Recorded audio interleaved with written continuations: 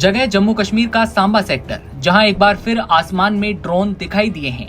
सोमवार की रात जब ये ड्रोन देखे गए तो आम लोगों में एक बार फिर डर का माहौल बना, लेकिन उसके कुछ ही देर बाद भारतीय वायु रक्षा बलों ने जवाब दिया और जवाब ऐसा कि कुछ ही देर बाद आसमान फिर साफ हुआ। ऑपरेशन सिंदूर के स्थगित होने के बाद एक बार फिर ये ड्रोन देखे गए। ये अपने आप में हैरान करने वाला था। भारतीय वायुसेना ने जम्मू कश्मीर के सांबा सेक्टर में कुछ पाकिस्तानी ड्रोन्स को इंटरसेप्ट किया। ये ड्रोन सोमवार की रात को ही देखे गए। करीबन समय रहा 9 से 9:30 का। इसके साथ ही जम्मू कश्मीर के सांबा में ब्लैकआउट कर दिया गया। बता दें कि इन ड्रोन्स को भारतीय एयर डिफेंस सिस्टम ने मार गिराया। वहीं भास्कर की एक रिपोर्ट में बताया गया कि पंजाब के होशियारपुर में धमाके की आवाज सुनाई दी।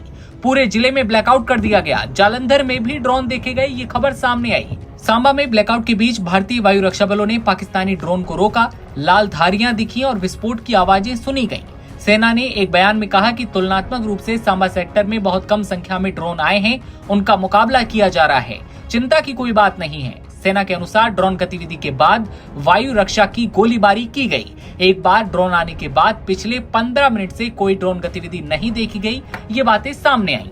सेना के द्वारा ड्रोन आने का समय, जिसका खुलासा सुरक्षा कारणों से नहीं किया गया। सेना ने एक बयान में कहा है कि तुलनात्मक रूप में जो है सांबा सेक्टर में पहले की तुलना में कम संख्या में ड्रोन आए हैं, जिनका मुकाबला किया गया, चिंता की कोई बात नहीं है। सेना के अनुसार ड्रोन गतिविधि के बाद वायु रक्षा बलों ने गोलीबारी की और ड्रोन्स को मार गिराया। सेना के द्वारा ड्रोन आने का समय, जिसके लिए खुलासा अभी नहीं किया गया है सुरक्षा कारणों की वजह से। ये ड्रोन ऐसे समय में देखे गए हैं जब आज ही दोनों देशों के डीजीएमओ के बीच बातचीत हुई है। इसमें दोनों देशों ने सीमा और फॉरवर्ड एरिया से सैनिक कम करने पर सहमति व्यक्त की। जानकारी के लिए बता दें कि इंडियन आर्मी ने बताया था कि दोनों देशों के डीजीएमओ ने आज शाम, जो कि सोमवार शाम को 5 बजे बात हुई थी, दोनों पक्षों ने एक भी गोली न चलाने और एक दूसरे के खिलाफ किसी भी प्रकार की आक्रामक या शत्रुतापूर्ण कार्रवाई न करने की प्रतिबद्धता को जारी रखने से जुड़े मुद्दों पर चर्चा की। ये सहमति भी बनती है कि दोनों पक्ष सीमा और फॉरवर्ड एरिया से सैनिकों की संख्या में तत्काल कमी सुनिश्चित करने के लिए जरूरी कदम उठाएंगे। लेकिन एक बार फिर जम्मू कश्मीर के सांबा में ड्रोन देखा जाता है, जिससे थोड़ा सा डर का माहौल बनता है। लेकिन भारतीय वायु रक्षा बलों ने कुछ ही देर बाद जो ड्रोन देखे गए उन्हें नीचे गिरा दिया।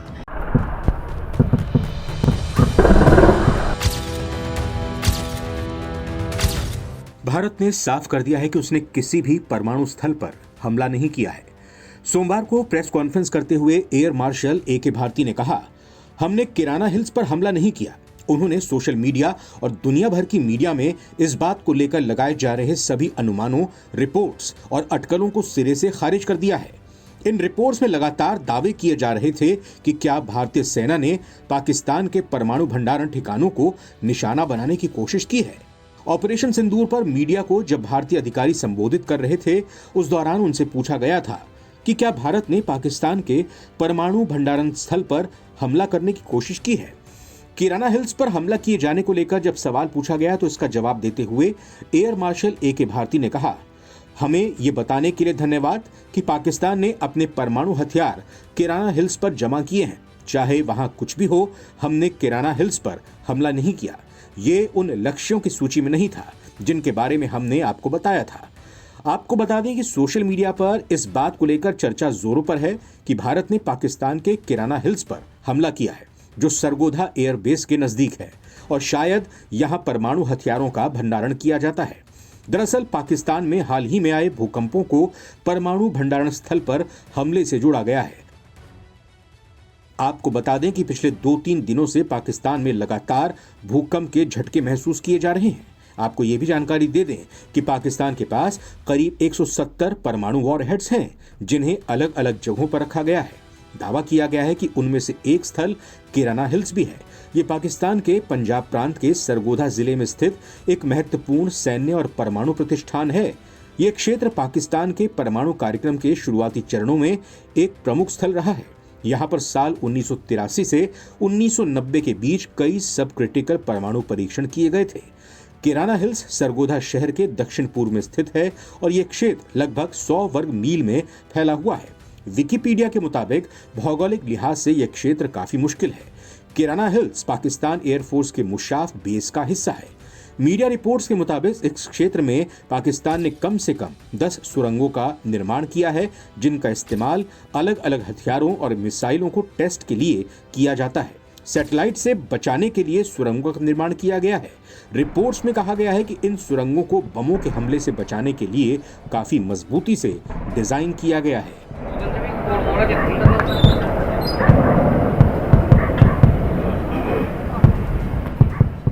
आपको ये जानकारी तो है ही कि पाकिस्तान किस तरह से लगातार भारत को परमाणु बम की धमकी देता रहा है।